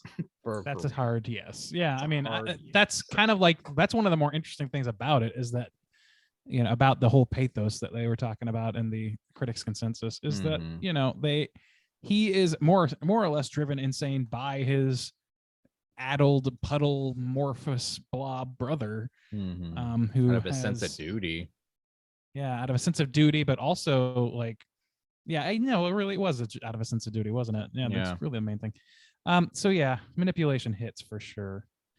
Arrogance, kind of tough to say, but I mean, I don't know if we can really give that to him. Yeah, we don't get enough of his character and his mindset. He doesn't talk, But could we give it the way he kind of trashes the room? I don't know. Like, that's kind of got like a sense of arrogance in a way of like, how dare you live without me kind of situation. I mean, I think that's jealousy and toxic fucking jealousy. Yeah. I don't know if it's arrogance. Like, I don't know how you ascribe smugness to that. Like, I don't think that, like, there's no point at which Dwayne is like, no, I don't need you. We don't get any hint that he thinks he's more important than Dwayne, just that he's jealous of Dwayne. So I don't know if I would give him that point. Okay. All right. We'll let him slide on that one. Sexual deviance, check. Check-a-rooney. Can we give him a tire because he's a little melty man? Or is that he kind of looks like a tire? Also, yeah. Oh, give that guy a t-shirt or something. A little crop top. Give him an I Heart New York t-shirt. Sure. Why not? I Heart. That's it. Also, for some reason, I don't know why. I never seen this movie, never really heard of it. But when I just pictured in my mind before I even watched this movie of like, oh, this guy carries his brother around in a wicker basket, I just assumed it was like a backpack style wicker basket, like that you would see people carrying like babies or something in. And I was like, this is the worst way to carry this fucker around. Like, that thing is huge, and he takes it to like a bar, and like, it's just, why would anybody take a wicker basket to a bar? He took it to a movie where a junkie tried to steal it from him. Yeah. Like, I forgot about that scene. Yeah. Anyway. I think that's sexual deviancy is an easy check. So let's go forward. Look and attire is what we're on now. Oh yeah, you're right. I'm sorry. Yes. Yeah, I think so. I mean, he looks the way they designed this thing. He looks like a melted man. Also, when he's hanging off in the pajamas, the way they like cut out the pajamas just to make him like fit when they're young. before yeah, the surgery yeah. or whatever. That Yeah. was kind of funny. Patheticness. Pathetic, yeah. I think Mm, he's kind of pathetic. I think so, but it's kind of a tough, like, it really does come down to his pathos of being like, yeah, he's got a terrible, terrible situation. His life sucks and it's Yeah. Yeah. not his fault. And it is largely other people's fault in some capacity anyway. But I think that, you know, the acts that he's doing, the lashing out, the jealousy of his brother, or whatever, that speaks That's to pathetic. Yeah. a pretty pathetic lack of empathy towards somebody. Also, Without stealing question. panties. Can't do that. That's pathetic. The old that's panty pathetic. raid. Yeah. Panty Don't- raid is don't do it's an that. era, bygone era of panty raiding My melty God. monster boys. See it every day. So I mean, that's Just a the strong. culture is suffering, boys. We That's a gotta strong bring it cooter. 3, I mean 4, maybe even all 5. At least 3 for sure, though. Yeah, he I said think, he minimum of 3. clocks. Yeah. I think there's Uh, probably some other low-level cooters in this mix. Rob, are you gonna bring one up, right, John? No, I was gonna say. Okay. I don't know that anybody would beat him, honestly. Thinking Yeah, that's what I was gonna Dwayne, say. no. Like, and Dwayne is pathetic there's- as fuck, but Yeah, but he's not His- like his hair sexually is ridiculous. deviant. He's not. looking Or- attire for the arrogant. hair, easy. Yeah. But yeah. I don't even think he's truly that manipulative, except No. in like I don't think self so. and brotherly protective ways. Even the He manipulates the doctors doctors to being killed. that Actually, I guess you could bad. put him that. Yeah. Well, but I don't know, that veterinarian, they made a point to make her a real piece of shit right at the end. I love that she was a fucking vet that they hired to do this. Oh, Like, dude, damn. it's fucking. The dad was a little bit cootery. Yeah, Like, he Yeah, was he a was- we he little was a didn't bit. get a lot shithead. of him. Yeah. Yo, Yeah. I don't have 2 sons. I have 1 freak. Like that guy went for the Wow. rafters with his performance. Yeah, pretty much. You can see where this comes from. He gets it from his Damn, that daddy. bump. Yep. Throw that bump in the trash after this. Oh no, episode. that's a mainstay. God, Yeah, it's definitely so keep good, that. said. You got to keep that. Oh, yeah. Hell yeah. Thank you, Warren. There's only Um, one other scream that beats it, and it's Fucking classic. There was a woman scream that you used that was pretty good. there's a lot of The- screams. Like the screams big- are easy to come Bigfoot. by, it turns out. Yeah. Bigfoot Well, yeah, screams classic. Bigfoot, the lady Bigfoot scream, of course, and there's this one, of course. That one. The Space Mutiny scream is pretty great too. Also, yeah, very good. I think we got him. I think we got our cooter of the week. Belial. Lock Looking 'em boys. up. All right. Got him locked and loaded. Let's go ahead and kick back and talk about what we've been watching this week. Hey gang, what you been watching? Warren, why don't you kick us off, man? Other than Basket Case, you been watching anything cool this week? Yeah, so I've actually been watching Atlanta for the first time. Hell yeah. Really enjoying that. I don't know why I took so long to watch it. I'm actually a big fan of that show Dave, and a lot of people told me like, "Oh, if you like Dave, you've got to watch Atlanta." Dave's hilarious. So I've really been enjoying that. I've been watching a ton of basketball. People who know me know I'm really into basketball. So I've been watching like every game of the playoffs, arguably watching too much basketball. It's taken up almost every evening of my life. But other than that, like not a whole lot. So I've just been relaxing with sports lately. All right. Sounds cool. Sounds baller. Juice, what about you, man? So that new season of Love, Death, Robots dropped, and I always, talk about these when they come out, and also I've revisited them a couple times. I did a mini cast on season 2 last year, I believe. So yeah, this just dropped like last week, I think, or over the weekend maybe, and it's only got, I think, 9 segments, so it takes maybe about an hour and a half to get through the whole series this time, and it's still good. I think this one is probably the most consistently good, because if I remember right, the first one has probably around like 16 segments, and they've got some really good ones, and then they dip a lot too. I feel like this one's fine, like the nice medium, less, but generally overall like good quality amongst them. You can tell though they've kind of locked into what people kind of like, because some of the like settings or themes kind of are not feeling super fresh. You get a lot of like, there's a space one, there's a military driven one, there's kind of a comedy driven one. So none of them I thought like, oh my god, that was like super original, actually, except the last one. But they're good. I really enjoyed the quality of these and some really cool stories. So I always recommend people check that out. I'll probably do a mini cast on this season 3. So yeah, I enjoyed that per usual and would still recommend you check out that whole series. I also watched New Mutants, which is one that came out, I think, because Doctor Strange came out. We're like, oh, it's kind of got this horror vibe. I was like, oh, I remember people saying like New Mutants might have a little bit of a horror vibe, and it's got some great actors and actresses in it. So I thought I'd check it out. It's pretty bland. It didn't do a whole lot for me, but it wasn't like the worst thing I've seen. It was okay. I finished The Good Place finally. I know I've been talking about that a lot. I thought they handled it really well, and that was a really just pleasant show that they just really stuck the landing on that. Did a good job. I know that's not a hot take or anything, but finally getting around to it. Make it hotter. Yeah, and really the only other thing I've been I watched a new horror-esque kind of film called We're All Going to the World's Fair, something like that. I think I'm kind of fucking that title up a little bit. I think that's it. Yeah. Is it? Okay. We're all going to the World's Fair. Yeah, it's interesting. It's kind of found footagey. It's super low budget and feels like very indie. It's kind of sells itself more on a horror than it maybe actually is, and it kind of reminds me of a movie that came out in the I think in the 2000s, but I don't want to mention it because I think it'll give the spoiler away of like what this movie kind of actually is. So but I don't go into this movie. I see a lot as like, best new horror movies of 2022.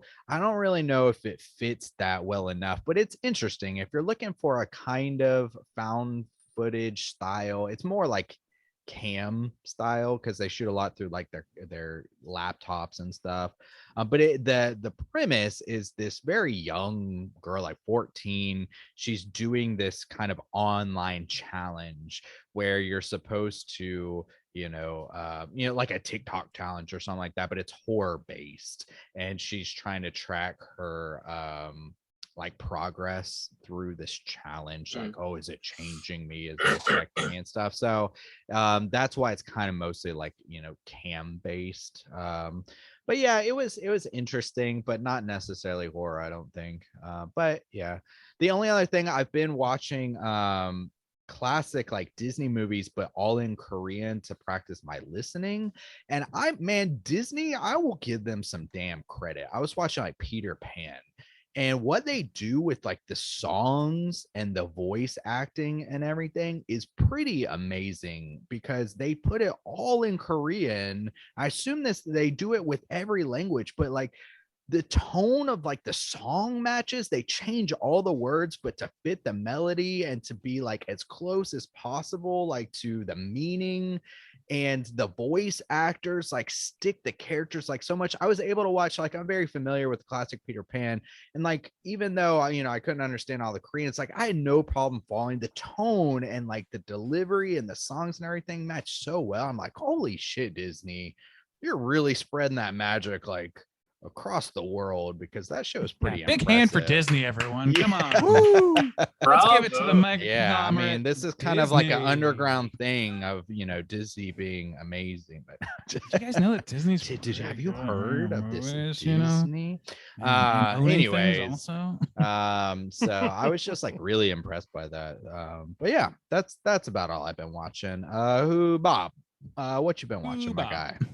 Who, Bob? Any butthole documentaries this week? No Tell me about the butthole documentary of the week. I did revisit the classic Miss Doubtfire. We should cover it as a horror film. We could. It never gets old, man. I love that movie so much. And like Robin Williams, Robin Williams is like such a singular like force and talent. Like there's never going to be another person like him. And like that movie is so riddled with hilarious lines that he drops that like, even though I've seen it 100 times, like I forget some of the shit that he says. So like when I rewatch it, I'm still busting a gut. Like, oh my God, I totally forgot about this like ridiculous line. There's a couple scenes specifically where he's dressed as Miss Doubtfire and he's just like laying into Pierce Brosnan. He's fucking roasting the shit out of Pierce Brosnan. And like towards the end of the movie where like they're sitting at the dinner table alone, everybody else like has gone to the bathroom or whatever, and he leans over and he's like, ooh, I hope you're ready for some competition. She's got a power tool in the bedroom. When she turns it on, the lights dim. It's like a prison movie. Like fucking just line after line after just fucking, she's got That traps, guy. dear, and I don't mean Dungeness. Like fucking hilarious shit. That man is the quickest witted person that maybe ever lived. He has Yeah. to be up there, right? Oh, He's got to be. Yeah. I fucking love that movie though. I've been watching a whole lot of other shit. I've been watching that Chucky TV series. The first season came out last October and it got renewed for a new one. So yeah. working through that. I finished that up this week and I recorded a mini cast on it. I'll be dropping that soon. I've also been dabbling with some of Eli Roth's History of Horror season 3 that just dropped on Shudder a couple weeks ago, and they're pretty good. They're pretty solid. You know, yeah, you know, you might pick up a movie like a title here or there that you haven't heard of before, but he's fairly thorough and he always has like really good guests on. Like the people that he has on the show to talk to are like baller as hell. Like everybody. Apparently, the dude just knows everybody. So that's pretty interesting and like an easy light watch if you want to throw that shit on. It is on Shudder. Yeah, you're a big Eli Roth fan, aren't you, Bob? Big Roth boy. This is the best thing he's done for sure, in my opinion. Anyway, Simply evil. That's pretty much all I've been watching. Randu, what about you? Buddy, I got a lot to burn through here. My parents paid a visit last weekend. So covering that, I decided to push a limit as a over 30-year-old man with my parents staying with me and watched the original Jackass with mom and dad, which was quite an experience. Wow. And, not exactly not exactly a disaster, you know? In fact, I went to bed just after. My parents stayed up a little bit later, and I could distinctly hear the sounds of Jackass 3D playing upstairs. True story. My in-laws love Jackass. So Who could hate it? I agree. I will die on the hill that is the most universal property for comedy ever. The new one's very funny. Loved it. Yeah, it is. Yeah. And as a matter of fact, Jackass 4.5, the documentary about the film Jackass Forever, just dropped on Netflix. Watched that. Great fun. Some really, really funny moments that Becky, for one, like lost their damn fucking mind laughing at least one or two things in that thing. So, I mean, if it gets Becky, you know it's sick and twisted. Had Becky never seen it before?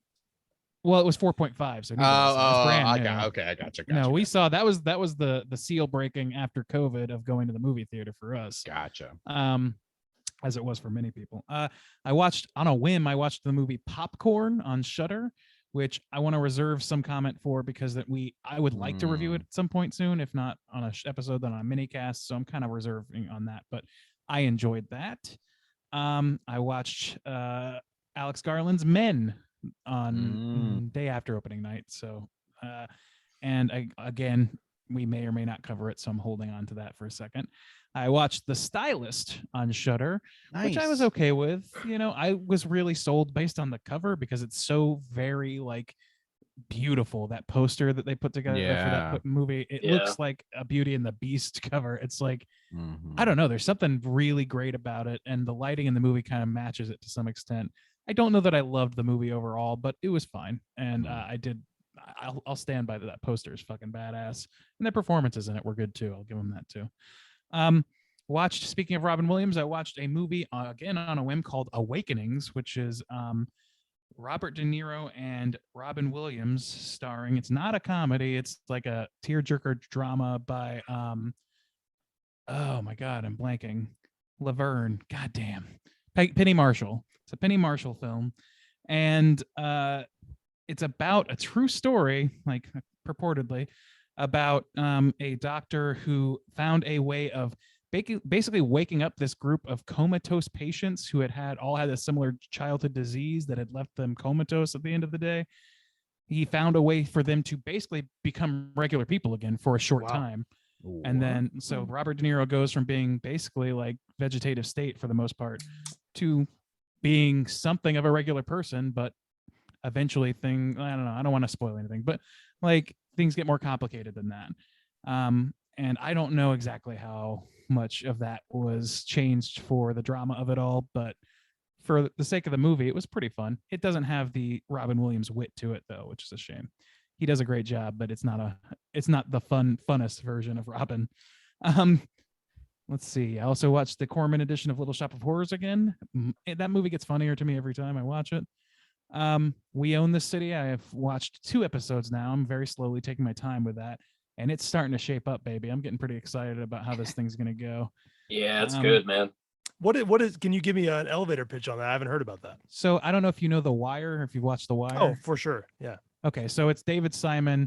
It's a limited series of I think 6 episodes, set in Baltimore about a specific true event that happened there, centered around the gun. What is it, Bob? It's like the Gun Recovery Task Force or something. Something like that, yeah. They're trying to basically trying to like commandeer all the guns on the streets. All right, say less. I'm watching that immediately. Yeah. So far so good. It's got John Barenthal in it in a huge role, which is great. Anyway, he does a great Baltimore accent, by the way. He does, man. And then I watched some episodes of Old Enough, the Japanese show that dropped on Netflix that is about sending 2 to 5-year-old kids to do little chores, and it's extraordinarily cute and extraordinarily Japanese. Yeah. And last but not least, I am at Ganon's Castle on Ocarina of Time, and I haven't had a ton of time to play this week, but I'm ramping up to complete the thing. It's an epic ending to an epic game. Man, I have a question for you guys. You're talking about a couple of movies in that, Randy, that you don't want to spoil because you're going to do an episode about them. And maybe this is something you guys have talked about in a recent episode. I'm a little behind, but have any of you or all of you seen Everything Everywhere All at Once yet? Yes. Yeah. It's incredible. I would like to say, well, it's incredible. I would like to say you should do an episode about that. I think in some way it does qualify as horror, and you should just do it. You know, our standard for what qualifies as horror is very, very slipshod. So it could easily fall into our. It's a very bizarre story that does have elements of that I think could apply to a horror movie. I think it'd be a fun listen. Yeah. That's a baller ass movie. Yeah, we could. Remarkable movie. Mm-hmm. That's all I'll say. Yeah. Good on board. suggestion. Yeah, so now you got to do it, guys. Sorry. Okay. Yeah. On the spot. That's every time we have Warren on the show, he just signs us up to do another show. He's like, you gotta talk about Basket Case. If you want Warren's dreams to come true, sign up on Patreon for our click. Are we going to cover Men or Everything Everywhere All at Once? Got to do them both. Or Doctor Strange. Strange Mange. That's not a horror, so. I mean, Sam Raimi. I mean, Warren thinks not a it is. horror. Warren wants us to cover Doctor Strange. It is Sam Raimi. I mean, we're on the spot. On the spot. We do not have any voicemails this week. But if you guys are listening and would like to call and leave one to be featured next week, hit us up at 904-638-3231. Gentlemen, do you have any prompts you want to throw out there for next week's Hotline Scream? I do have one that I kind of forgot to mention a little bit in my What You've Been Watching. But so I've been thinking a lot about nautical themed horror because one of the shorts in Love, Death, and Robots was nautical themed. And also I went back and was recommended a episode from the Light and Shadow podcast, which is nautical theme based horror, which I really enjoyed. And it got me thinking about like The Lighthouse 2. And I was like, man, you know, what is maybe some underseen, like maybe nautical themed horror? You know, we're talking like mermaids, sirens, just the shore, things coming up the shore, you know, nautical based cults, or I don't know, anything that you could think of that you could recommend, because summer, you know, we're in the summer season now, and I don't know, I'm just kind of curious about that now. Or which kind of nautical based maybe creature or mythos, folklore would you be interested in seeing as a horror film? So that's kind of my prompt I've been thinking about lately. I I have like it. a particular story that I think will leave you spellbound. Be prepared to be bedazzled. Is it true? Like nothing I'd ever smelled before in my life. It's a little story of a thing I call Sasquatch. Oh yeah. Bigfoot monster mystery. Straight from the Sasquatch. ocean. Yeah. Mhm, mhm. A little movie called Aquaman. Ever heard of it? Oh, I'm familiar. It's a James Wan movie. We got to cover it. We Hey, gotta cover there you it. go. Hey, you know what? It's a horror. It's It's a a horror. horror. James Wan. It's a Anything horror. can be scary, guys. All right. Anything can be anything is the answer to this question. Anything It's- can be everything everywhere all at once. I mean, It's Just art. bad So graphics true. can be horror, right? Mhm. True. Bad CGI. Nay. Thank you, Juice. Wow. Well, call in and leave us your voicemails. Tell Juice what aquatic horror movies he should be watching. 904-638-3231. Warren, again, man, big thanks for sitting in with us. We love having you on. It's always a pleasure. And why don't you remind everybody where they can find your podcast at? absolutely. And thank you guys for having me on. You know, I love to come on and talk about The Simpsons, but I also just like to hang out with you guys. And this was a blast, as always. If you do want to check out my stuff, go to Bart of Darkness on Instagram or Twitter. You can see my Simpsons collection. You can think I'm a weirdo. You can do any of those things there. You can find my podcast any single place online that has podcasts, and that is called Simpsons is Greater Than. I've interviewed Bart Simpson. I've interviewed Lisa Simpson. I've interviewed some of the people that wrote some of your favorite episodes. Recently, I've been doing more like episode deep dives, like once a month. We just did both parts of Who Shot Mr. Burns. I highly recommend those. Bill Oakley, who let us know this was based on, or that a segment of Treehouse was based on Basket Case, is on one of those episodes because he wrote those episodes with his partner, Josh. So go check those out. Check me out. And yeah, like I said, be my friend. Say hello.